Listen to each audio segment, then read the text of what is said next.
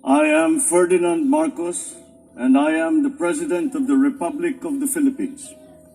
I stand today on behalf of 110 million Filipinos. At this juncture, we shall now proceed with the signing of Executive Order extending the moratorium on the payment of the principal obligation and interest of the amortization due and payable by agrarian reform beneficiaries. May we request the President to kindly sign the executive order, which shall be witnessed by the VIP seated on the stage.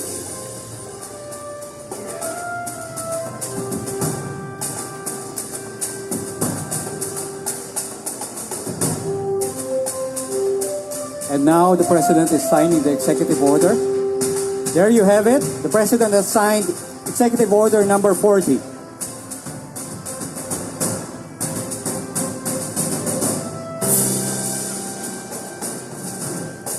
Thank you, Mr. President.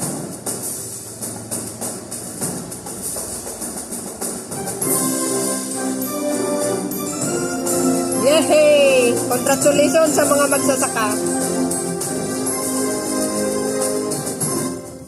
Yay! Congratulations sa mga magsasaka. Yan, bayad na yung utang nyo. 57 billion ba naman eh.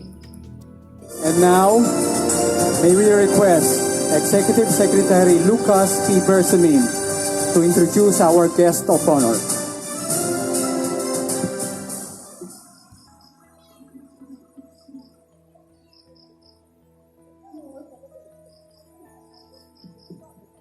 Ladies and gentlemen, the President of the Republic of the Philippines, His Excellency Ferdinand R. Marcos Jr.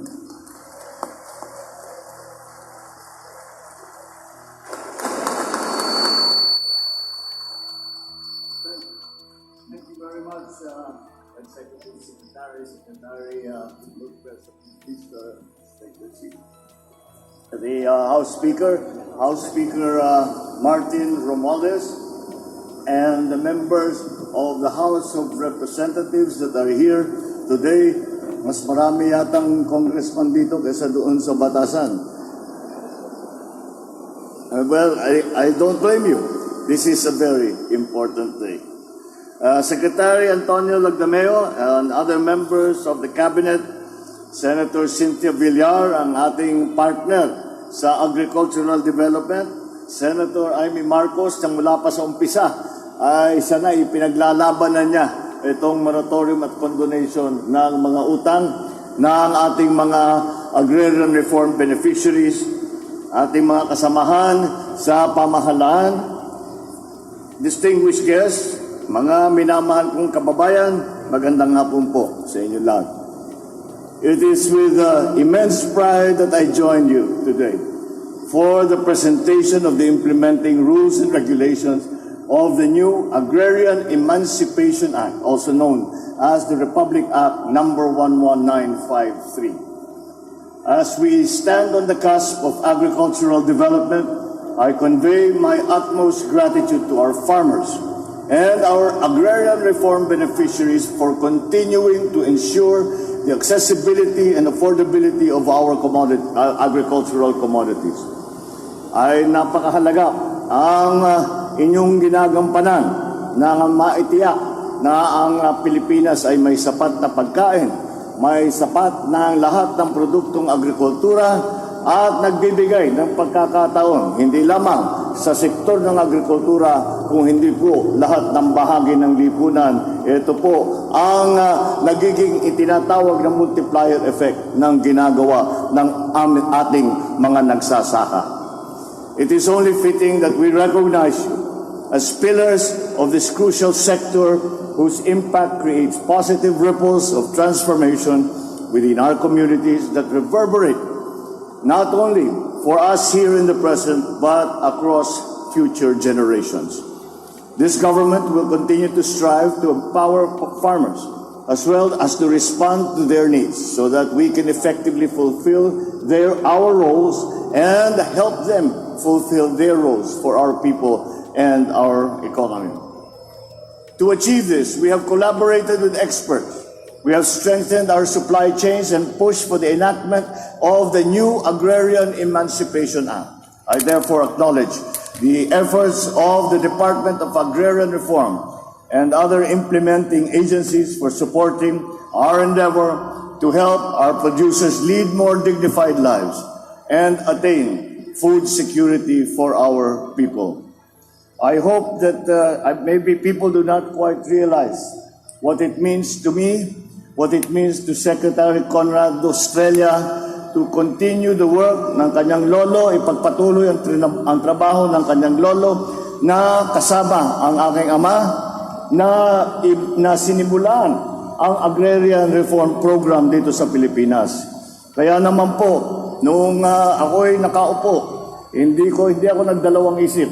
At sinabi ko, tinawag ko kagad si Sec Conrad at kakita ko sa kanya, marami pa tayong kailangan gawin. Maraming hindi natapos doon sa ating mga ninuno. Kaya kailangan tayo ang magtatapos dahil binigyan tayo ng pagkakataon.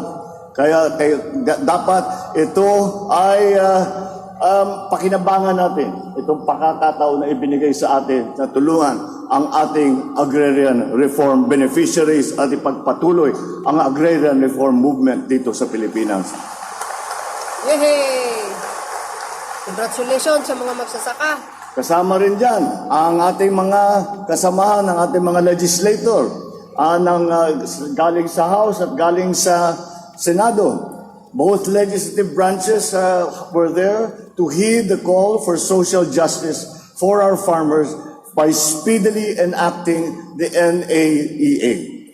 This law condones all unpaid amortizations, including the principal debt, interest, and surcharges for more than 600,000 reform beneficiaries that have been awarded lands under various agrarian reform laws.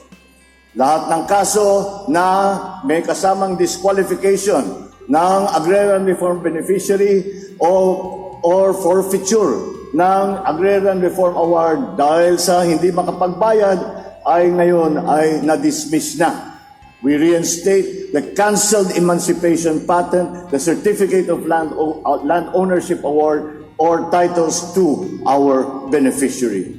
The law enjoins the DAR to continue providing support services to all agrarian reform beneficiaries, such as the provision of extension services, credit, financing, and rural infrastructure. I call on everyone to support and take part in the implementation of this landmark legislation. The need for a whole-of-nation approach is vital to achieve its goals and secure food production in the future. So I urge the Department of Agrarian Reform, with all government agencies, to strive for a smooth and immediate execution of this IRR so that our beneficiaries may be freed from the burden of debts and reap the benefits from the lands that they tirelessly cultivate. Continue to facilitate the delivery of support services to all ARBs and make them your foremost priority in all our development efforts. I call upon the beneficiaries to utilize your lands not only to cater to your families, but also for the rest of the nation. I have also signed just now executive order for the 2-year extension of EO number 4, Series 2023. Wow!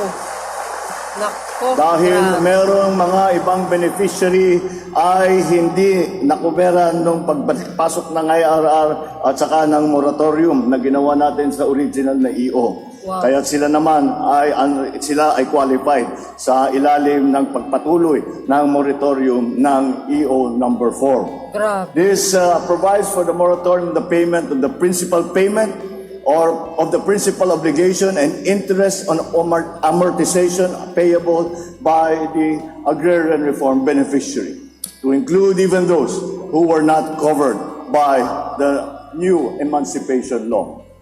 As we chart a path towards a more self-sufficient and equitable Philippines, this administration reaffirms its commitment to enrich the lives of our farmers, ensure the rapid industrialization of our farmlands, and promote sustainable and inclusive growth in our countryside. Let us all work towards a more progressive, sustainable, and resilient future. This will enable us and agrarian reform beneficiaries and the rest of our farmers to realize the utmost potential and reach for our aspirations, for our families, for our communities, and for our country. And let me add, bago po ako magtapos, magpapasalamat ako sa inyong lahat. Lalong-lalo na sa mga staff at sa mga empleyado ng Department of Agrarian Reform. Alam ko, hindi naman nangyari ito. Hindi nangyari ito kung hindi sa inyong sipag at kadunungan na maibuo itong IRR na ito. At ako'y nagpapasalamat sa inyong lahat, sa lahat ng kasama natin upang mabuo natin ang IRR ng New Emancipation Law. At on a personal note, nagpapasalamat ako. Ito na yata ang pinakamagandang birthday gift na natanggap ko sa buong buhay ko. Maraming salamat. Happy birthday po, Mr. President.